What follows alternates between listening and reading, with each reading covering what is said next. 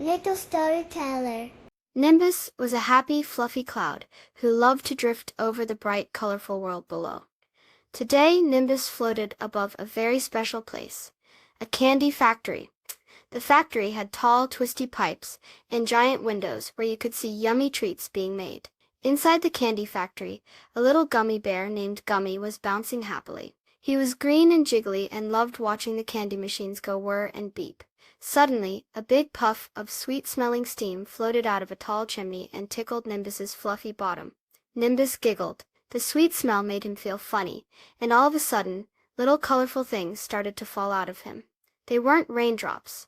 Oh no, they were tiny edible building blocks, just like Lego bricks, but in all sorts of fruity flavors. There were red strawberry bricks, yellow banana bricks, orange bricks, and even purple grape bricks.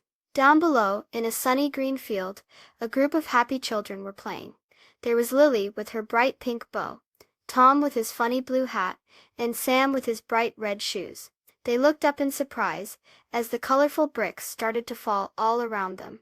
"Wow, what are these?" asked Lily, picking up a bright red brick that smelled like strawberries. "They look like building blocks," exclaimed Tom, catching a yellow one that smelled like bananas. Sam popped a purple one into his mouth.